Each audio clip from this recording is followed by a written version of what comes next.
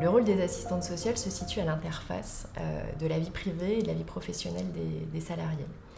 On va illustrer une situation pratique en fait, pour un salarié qui a un problème de santé et qui du coup est obligé de se mettre en arrêt maladie et donc de s'éloigner de son travail pour résoudre son problème de santé. Alors, on a des salariés qui sont en longue maladie, comme partout malheureusement. Alors, on travaille de la façon suivante avec l'assistante sociale. On lui a communiqué le nom de ses salariés. Après ça, avec toute la confidentialité qui est nécessaire à son travail, elle a pris contact avec ses salariés et leur a proposé un accompagnement. Alors, je pense à une situation d'une salariée qui était en arrêt maladie déjà depuis 3 mois. Donc, en général, j'envoie une lettre de mise à disposition. Et donc, c'est ce que j'ai fait pour cette salariée qui m'a répondu par téléphone. Et elle m'a dit, écoutez, on va en profiter, je suis à l'hôpital, si vous voulez, venez me voir. La posture de l'assistante sociale et son positionnement dans l'organisation permet plus facilement de maintenir ce lien avec justement cette juste distance. Dans ce cas précis, c'était des visites un peu à répétition parce que c'est une dame qui vit seule, qui avait besoin d'être un peu entourée, mais qui aussi avait besoin d'avoir un lien avec l'entreprise. Parce que c'est le service social, mais le service social de l'entreprise qui venait la voir et elle n'était pas sur la touche. Voilà, ça c'était important.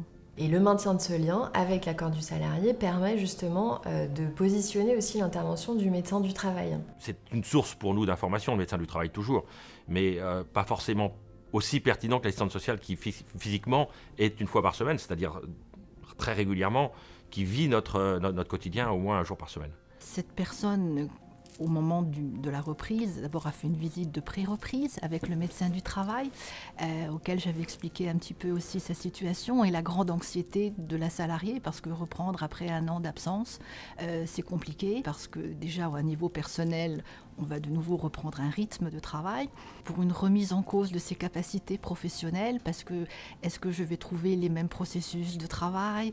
Est-ce que mes collègues auront changé? Ce seront toujours les mêmes?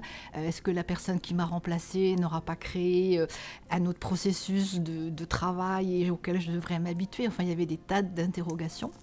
Le médecin du travail, lui aussi l'a rassuré en lui expliquant ce que c'était que le mi-temps thérapeutique et que l'objectif était bien sûr une reprise progressive du travail pour arriver à une reprise complète. Lorsque la reprise de poste commence à être envisagée, l'idéal, c'est de pouvoir en fait anticiper les choses et de se réunir justement avec les partenaires internes. Donc le médecin du travail, le DRH, le manager, éventuellement les collègues, pour essayer de préparer cette reprise effective au travail de la meilleure manière qui soit.